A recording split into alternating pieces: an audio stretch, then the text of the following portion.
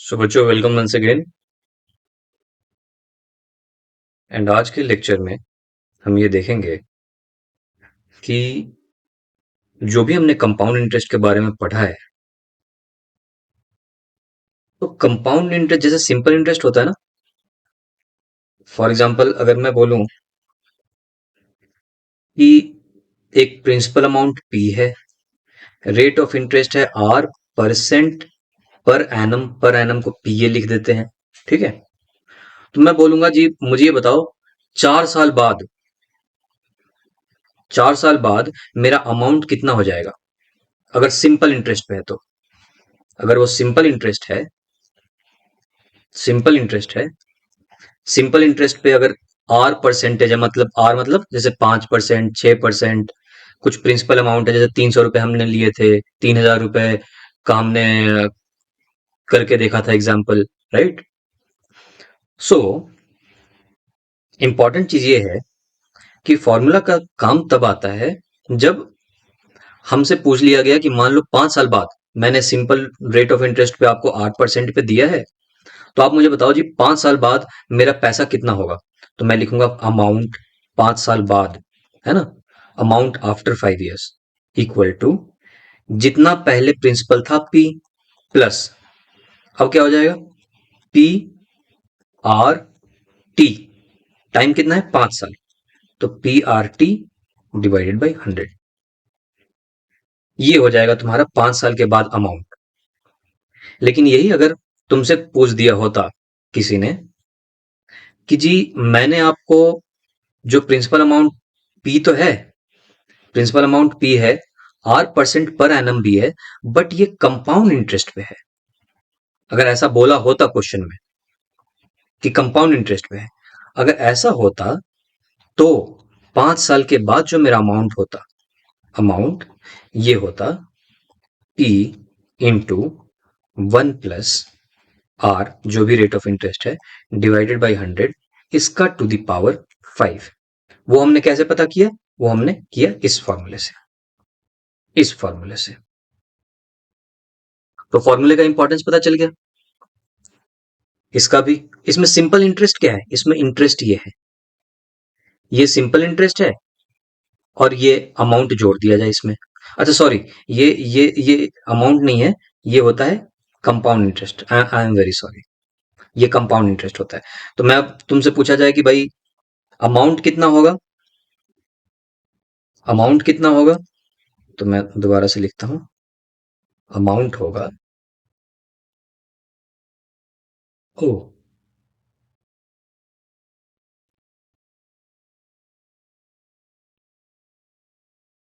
Sorry sorry sorry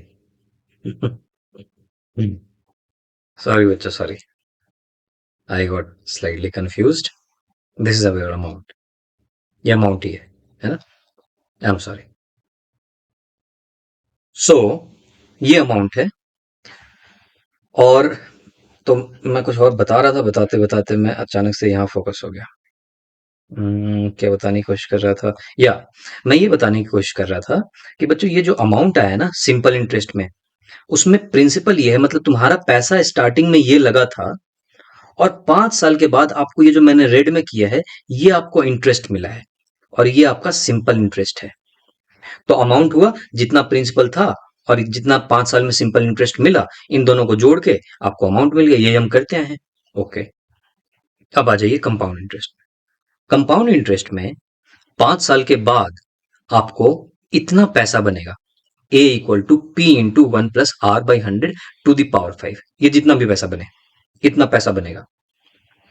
तुम बोलो sir मुझे फिर कंपाउंड इंटरेस्ट कितना मिला, जैसे आपने बता दिया कि सिंपल इंटरेस्ट इतना है इसके अंदर, तो मुझे कंपाउंड इंटरेस्ट कितना मिला।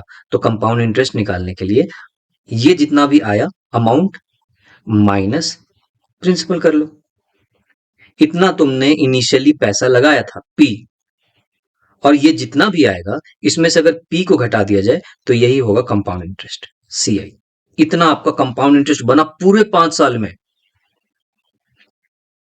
तो फॉर्मूला का इंपॉर्टेंस ये है कि जब मुझे बिल्कुल 10 साल की बात कर दी जाती है, जब मुझसे किसी ने पूछ लिया कि भाई पूरे 5 साल में कितना बनेगा बताओ, 7 साल में मेरा कितना इंटरेस्ट बनेगा, 7 साल में मेरा कितना अमाउंट हो जाएगा कंपाउंड इंटरेस्ट के हिसाब से, इन सब जगहों पे फॉर्मूला काम आ जाते हैं। और कंपाउंड इंटरेस्ट के लिए कौन सा फॉर्मूला लगाएंगे हम ये वाला फॉर्मूला लगाएंगे। सिंपल इंटरेस्ट के लिए कौन सा फॉर्मूला लगाएंगे, वो ये वाले फॉर्मूला लगाएंगे। तो सीधा मुझे 5 साल का पता चल गया। अगर मान लो यही 7 साल होता तो 7 साल के लिए मैं सम टाइम के जगह पे 7 से मल्टीप्लाई कर देता, यहाँ पे 5 के जगह पे 7 हो जाएगा। क्यों? क्योंकि ये जो n है ये नंबर ऑफ ईयर्स बताता है, कितना साल। r रेट ऑफ इंटरेस्ट है और p प्रिंसिपल है। पहले ये बात बिल्कुल जच गई कि साहब फॉर्मूला क्यों चाहिए। राइट, अब देखो, अब मेरा इस क्लास का जो एम है वो ये है कि एक बार ये देख तो ले सिंपल इंटरेस्ट का फॉर्मूला ये कैसे आ गया, ये हमने देख लिया है बखूबी। हमने बिल्कुल अच्छे से देख लिया है कि सिंपल इंटरेस्ट का ये PRT/100 क्यों बनता है। हमने अपने पिछले क्लासेस में देख लिया है। हमने देखा कि जी रेट ऑफ इंटरेस्ट इतना है, तो हमने देखा कि अच्छा इतना परसेंट इसके ऊपर चार्ज होगा तो कितना बनेगा, उसी हिसाब से तो हम मल्टीप्लाई करते हैं, सिंपल इंटरेस्ट निकालते हैं, है ना। तो एक साल में तो कोई प्रॉब्लम ही नहीं थी। एक साल में तो मैं हर बार P+P × R ये सारी चीजें आप पुराने वीडियो जा करके देखना बच्चों, अब बार बार सेम ही चीज नहीं करूंगा, है ना। ये सब जो हमने बात की थी कि पहले साल में कितना हो जाएगा, दूसरे साल में कितना हो जाएगा, इस तरीके से हमने सब कुछ देखा था ना। 100 रुपए था तो 1 जनवरी 25 को कितना हो गया, 105 रुपए हो गया। 26 को 1 जनवरी 2027 को 110 रुपए हो गया। ये सब कुछ हमने लेक्चर 9 में देखा था। तो कभी अगर डाउट है तो ये सारी चीजें पहले देख लो। ऑलराइट, सो हम उसमें नहीं जाएंगे। द पॉइंट इज कि कभी भी अगर नंबर ऑफ ईयर, जैसे 10 साल की बात करें, 11 साल बाद क्या हो जाएगा, 12 साल बाद मेरा कितना पैसा बनेगा, तो ये सब में हमें फॉर्मूला काम आएंगे। हम एक एक स्टेप हर साल का निकालते जाएंगे तो हमें मुश्किल होगी। तो मेरा पॉइंट इसमें समझाने का ये है इस वीडियो में कि क्या मुझे ये फॉर्मूला रटना चाहिए। तो सिंपल इंटरेस्ट वाला तो पता है, हमने रटा नहीं है, बल्कि हमने समझ लिया था कि सिंपल इंटरेस्ट का ये क्यों आया PRT/100। लेकिन क्या कंपाउंड इंटरेस्ट का ये जो फॉर्मूला आया है इसको हमें याद करना पड़ेगा? तो इसका भी आंसर है नहीं। पॉइंट इज कि हम एक बार समझ लेते हैं ये फॉर्मूला आया कैसे। जब तुम एक बार समझ जाओगे तुम्हें अपने आप याद हो जाएगा। मैं तो ये मानता हूं कि अगर तुमने एक बार खुद से बना करके समझा कि ये फॉर्मूला कहां से आया तो तुम्हें अपने आप याद हो जाएगा। तो आज के लेक्चर में हम ये देखेंगे कि ये फॉर्मूला कैसे आया है अमाउंट का। ठीक है जी, तो चलो पहले हम लिख लेते हैं लेट प्रिंसिपल अमाउंट P है, ठीक है, रेट ऑफ इंटरेस्ट R है, ठीक है जी, ये दोनों हम मान लेते हैं। और हमें जानना है कि n साल के बाद, अब कोई बोले कि सर यहाँ पे n के जगह पे t कर दो ना सर, लो t भी कर लो, कोई दिक्कत नहीं है, इसको हटा दो, टू दी पावर t कर लो।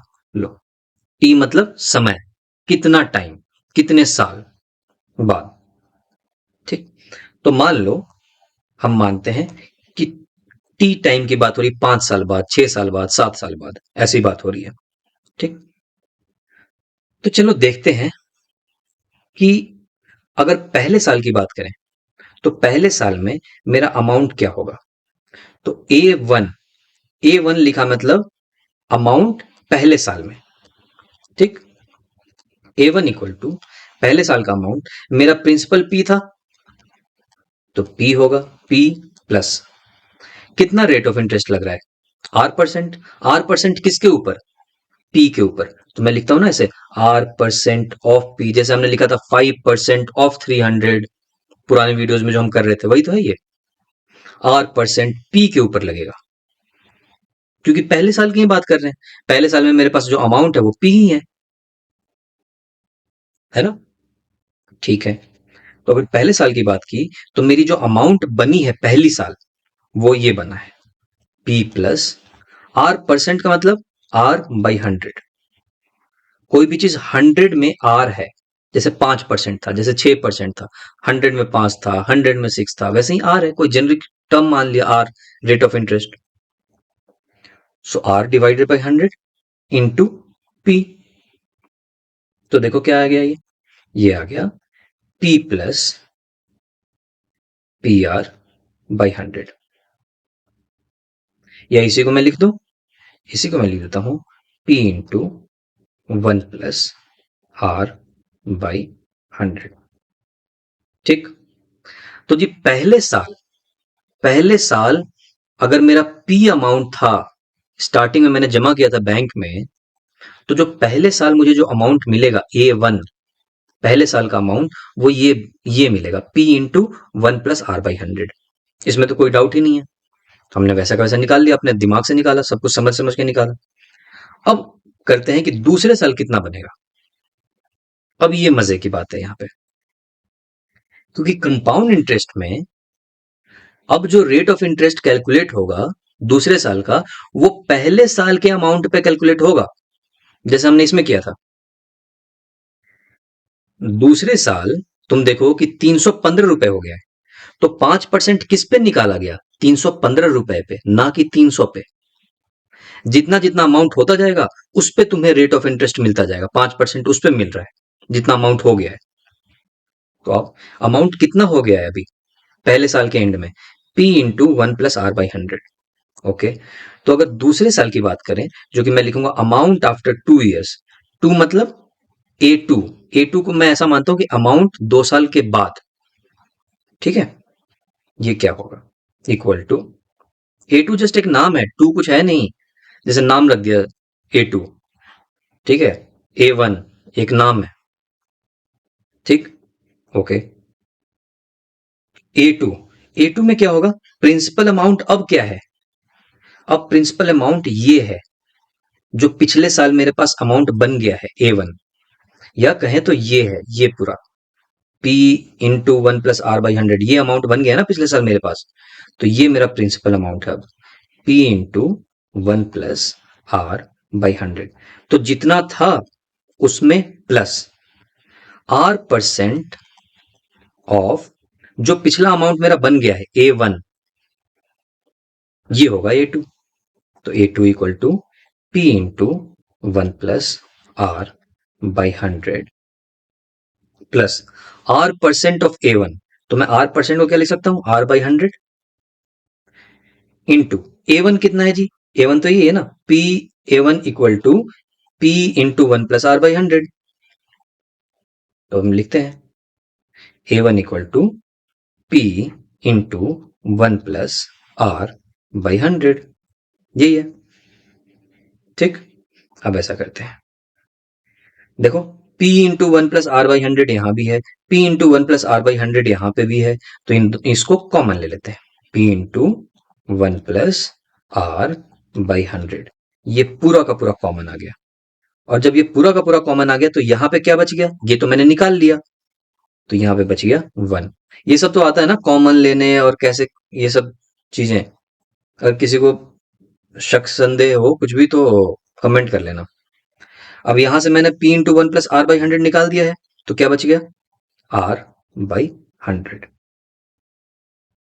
अब देखो इक्वल टू P, इसमें P into 1 plus R by 100, और यहां पे भी है 1 plus R by 100। 1 plus R by 100 into खुद ही से 1 प्लस आर बाई 100 अपने आप में मल्टीप्लाई हो रहा है, इसी को तो स्क्वायर बोलते हैं। हमने स्क्वायर वाले में पढ़ा था ना कि कोई भी चीज जो खुद से मल्टीप्लाई हो, इसका मतलब है कि उसी के ऊपर पावर 2 कर दो, स्क्वायर है। तो खुद से क्या मल्टीप्लाई हो रहा है, 1 प्लस आर बाई 100, और यहां भी 1 प्लस आर बाई 100, ये दोनों आपस में मल्टीप्लाई हो रहे हैं। इनफैक्ट तीनों मल्टीप्लाई हो रहा है, P 1 प्लस आर बाई 100 और 1 प्लस आर बाई 100। तो मैं सिर्फ एक जगह 1 प्लस आर बाई 100 लिख देता हूं और इसका पावर 2 कर देता हूं। ठीक। अब याद रखो कि दूसरे साल के अंत में, एंड में, मुझे इतना मेरा पैसा बन गया, बिल्कुल जो मैंने पैसा P लगाया था, मतलब 300 लगाया था, तो अब हो गया 300 इंटू 1 प्लस आर बाई 100 का स्क्वायर, ऐसा हो गया है दूसरे साल के एंड में। ये मतलब हुआ इसका। ठीक, अब आ जाओ देखते हैं तीसरे साल के एंड में क्या होता है। तो निकालते हैं A3। A3 जस्ट एक नाम है, कुछ थ्री से लेना देना नहीं है इसमें, मैथमेटिक्स में जस्ट एक नाम रख दिया, इसलिए A3 रखा ताकि तुम्हारे दिमाग में रहेगा अच्छा तीसरे साल के एंड वाला पैसा निकाला जा रहा है। मैं चाहता तो इसको C भी रख सकता था, लेकिन फिर C तुमको याद रखना पड़ता ना कि ये तीसरा वाला है, तीसरे साल वाला है, इसलिए हम सहूलियत के लिए A और 3 लगा देते हैं। हम बोलते हैं कि जी तीसरे साल का एंड वाला मान लो A3 है, इक्वल टू A3। जब मुझे कैलकुलेट करना पड़ेगा तो मैं मेरे पास अब अमाउंट क्या होगा, अब अमाउंट वो होगा जो मेरे पास दूसरे साल में हो गया है। दूसरे साल में अमाउंट क्या है जी, A2। तो मैं लिखूंगा A2 प्लस R%। अब इस रेट ऑफ इंटरेस्ट किस पे मिलेगा, R% ऑफ A2 पे मिलेगा, इक्वल टू A2 लेकिन मैंने निकाल लिया है, A2 मेरा है P इंटू 1+R/100 का स्क्वायर। तो देखो मैं लिखूंगा P इंटू 1+R/100 का square plus R% of A2। R% का मतलब R/100, 100 में से R है कुछ, यही तो परसेंटेज होता है, इंटू A2 मुझे ऑलरेडी पता है P इंटू 1+R/100 का स्क्वायर, P इंटू 1+R/100 का स्क्वायर। अब मैं फिर से यही करूंगा, P इंटू 1+R/100 का स्क्वायर यहां पे भी है और यहां पे भी है ये पूरा, ठीक, तो ये कॉमन ले लूंगा, तो मैं कॉमन ले लेता हूं, P इंटू 1+R/100 का स्क्वायर को कॉमन ले लिया पूरा, तो मेरे पास क्या बच गया, यहां पे तो पूरा हटा दिया मैंने तो यहां पे 1 बच गया, 1 प्लस यहां पे तो ये मैंने पूरा कॉमन ले लिया तो क्या बच गया, R/100। तो मैं लिखूंगा R/100। अब देखो क्या मैं इसको लिख सकता हूं P इंटू 1+R/100 का होल क्यूब। क्यों, 1+R/100 का स्क्वायर था, उसमें 1+R/100 मल्टीप्लाई हो गया, तो यही तो क्यूब होता है। क्यूब का मतलब होता है ना, जैसे मान लो ए क्यूब है, ए क्यूब का मतलब है ए आपस में 3 बार मल्टीप्लाइड हो, या ए क्यूब को ही लिख सकते हैं ए स्क्वायर इंटू ए। वैसा ही ये पूरा 1+R/100 को ए की तरह मानो, स्क्वायर है और उसके बाद ये वाला भी है तो क्यूब हो गया, ठीक है। अब यहीं पे रुक जाएंगे क्योंकि मैं तुम्हें कुछ से बताना चाहता हूं। ये आ गया A3। अब देखो ध्यान से एक बात कि जी येलो कलर यूज करता हूं, पहले साल के एंड में, पहले साल की बात कर रहे हैं, हमारा जो अमाउंट बना है वो कितना बना है, P इंटू 1+R/100।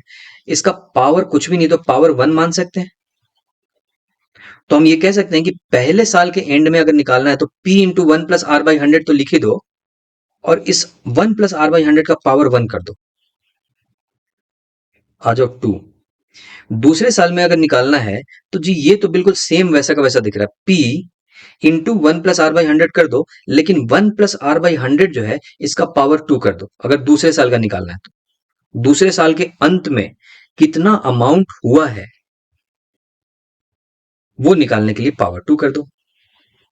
और ऐसा हो भी अगर मैं बोलूं, मैं तुम्हें बोल रहा हूं कि जी ऐसा बना दिया मैंने फॉर्मूला एक, कि अगर पहले साल के एंड में है तो पावर 1 कर लो, दूसरे साल के एंड में है तो पावर 2 कर लो।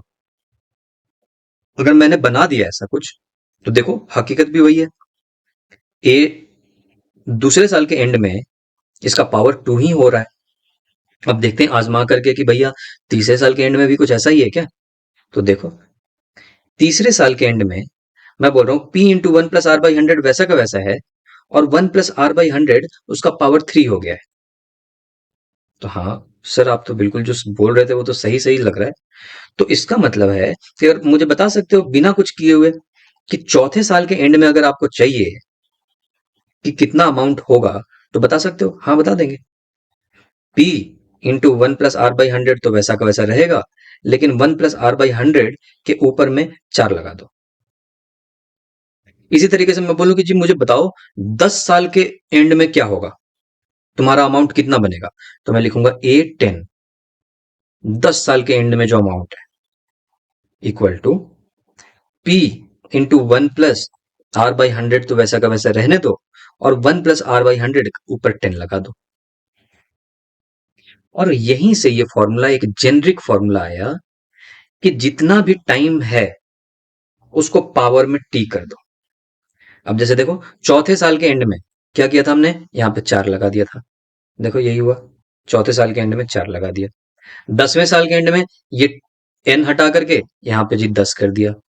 अगर मैं बोलूं कि 2 साल के बाद मेरा अमाउंट क्या होगा, तो n के जगह पे 2 कर दो। देखो वही तो हो रहा है, n के जगह पे 2। 1 साल के बाद अमाउंट क्या होगा, तो कुछ भी मत करो, या सीधा पावर 1 कर दो। पावर 1 और नहीं होना, दोनों बात बराबर ही है। तो ये एक जेनरिक फॉर्मूला बना ये। और अब आपको, जब आप ये बात खुद से एक बार खुद से करो ट्राई, इस समझ से करो कि जी कंपाउंड इंटरेस्ट होता क्या है। कंपाउंड इंटरेस्ट ये होता है कि सिंपल इंटरेस्ट में था कि हर बार प्रिंसिपल के ऊपर ही मुझे रेट ऑफ इंटरेस्ट लग रहा था, लेकिन कंपाउंड में क्या है कि हर साल जितना मेरा पैसा हो गया उस पे मुझे रेट ऑफ इंटरेस्ट मिल रहा है। ये तो बढ़िया बात है, ज्यादा ज्यादा पैसे मिल रहे होंगे। और कैसे ज्यादा हो रहा है वो भी मैंने आपको दिखाया, और अभी कुछ और भी एक बात बताऊंगा आपको। तो ये खुद से करके देखो, तो आपको समझ में आएगा कि ये फॉर्मूला ऐसे आया है, और फिर कभी भूलोगे ही नहीं, याद ही हो जाएगा। P × 1 + R/100 ऐसे लिख दो, और जिस साल के एंड में निकालना है उसका पावर कर दो। तो यहां पे मैंने प्रूव कर दिया बच्चों, ठीक। अब एक बात मैं तुम्हें बताना चाहता हूं, जो मैंने पिछले क्लास में की थी, कि इसको क्यों लोग इतना अप्रिशिएट करते हैं, क्यों लोग कंपाउंडिंग की बात करते हैं, क्यों लोग बोलते हैं कंपाउंडिंग एक बहुत ही तगड़ी चीज है जो इंसान ने बनाई है, क्यों बोलते हैं ऐसा? आओ दिखाता हूं। मान लो कि तुम्हारे पास 3,000 रुपए था स्टार्टिंग में, ठीक। किसी बैंक में तुमने 3,000 रुपए डाला, और बैंक तुम्हें रेट ऑफ इंटरेस्ट दे रही है, मान लो 10%, ठीक। तो मुझे बता सकते हो कि अगर मैं अब दिखाता हूं मैं कि सिंपल इंटरेस्ट पे अगर मैं चलता तो क्या होता, और अगर कोई बैंक कंपाउंड इंटरेस्ट करता तो क्या होता। अगर कंपाउंड इंटरेस्ट पे होता तो क्या होता। अगर सिंपल इंटरेस्ट पे कोई बैंक मुझे दे रहा होता, तो क्या फॉर्मूला होता है, मेरा अमाउंट क्या होगा? अमाउंट होगा जितना प्रिंसिपल था, मतलब 3,000। मान लो मैं बात करता हूं कि लेट्स से कि मेरा अमाउंट आफ्टर, यहीं पे लिख देते हैं, सेम कलर से लिखता हूं।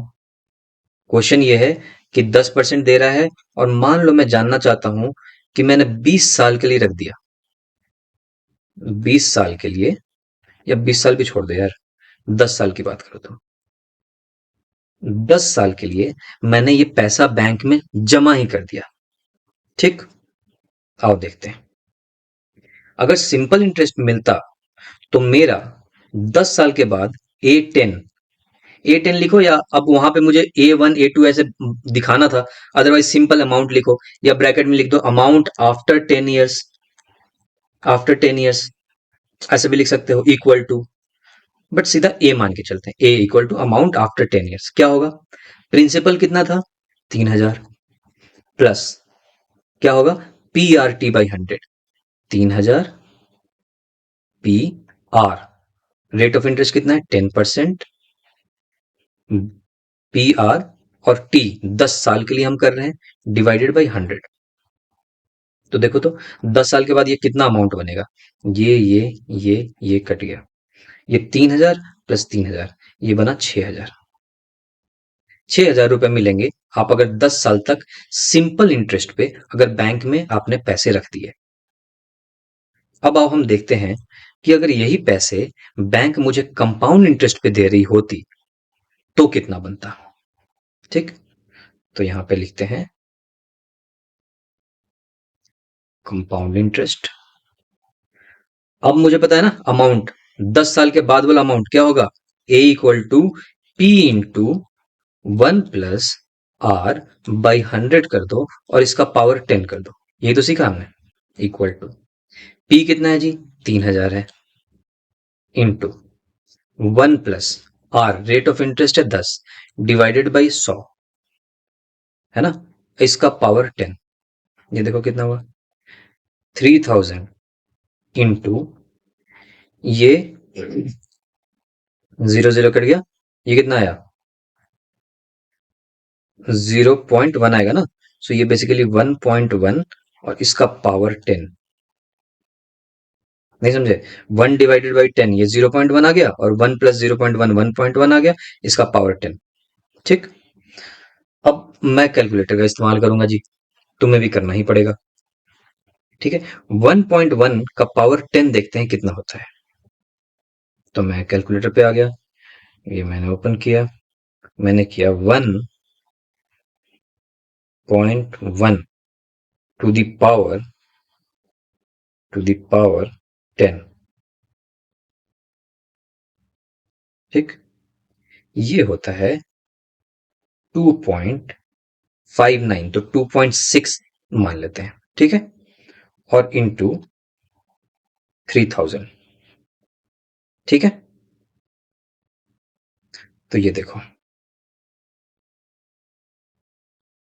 इक्वल टू 3000 इंटू 2.6,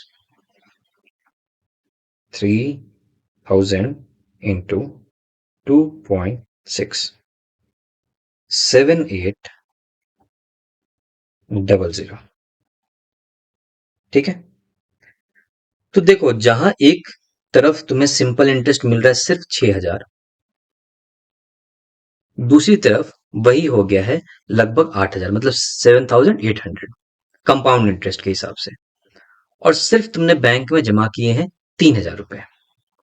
ऑलराइट, अब देखते हैं, मान लो कि तुमने 3000 रुपए नहीं जमा किए होते, तुमने बोला कि मैं ऐसा करता हूं 10 साल के लिए 3 लाख रुपए जमा करके छोड़ देता हूं, कई दहाई सैकड़े हजार 10,000 लाख, तो ये कितना बनेगा, ये तुम्हारा पैसा बनेगा 6 लाख। कैलकुलेट करके देखना, वैसे ही 3 लाख प्लस 3 लाख का 10% ऐसे करके, है ना, 10 साल के लिए, कई दहाई सैकड़े हजार 10,000 लाख, 6 लाख रुपए बने। 10 साल तक तुमने छोड़ा तो तुम्हारे पैसे एक तरीके से डबल हो गए, 3000 का 6000। लेकिन यही अगर कंपाउंड इंटरेस्ट पे होता तो कितना होता, तो ये होता 3 लाख कई दहाई सैकड़ा हजार 10,000, है ना, 10,000 लाख इंटू 2.6। तो मैं दोबारा करता हूं, 3 लाख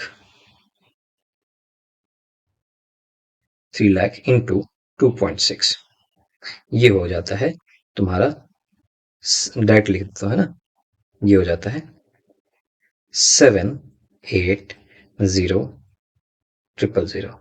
मतलब यहां पे तुम्हारा बना था पैसा 6 लाख और यहां पे बनना 7,80,000।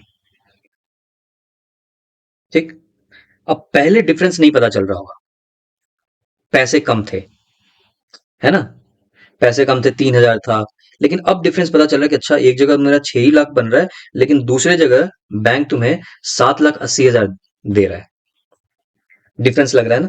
लेकिन सर 1,80,000 का बस फायदा, बस इतने में क्या होगा सर, आजकल के बच्चे को तो चाहिए कि सर कुछ तो बहुत ज्यादा तगड़ा हो, है ना।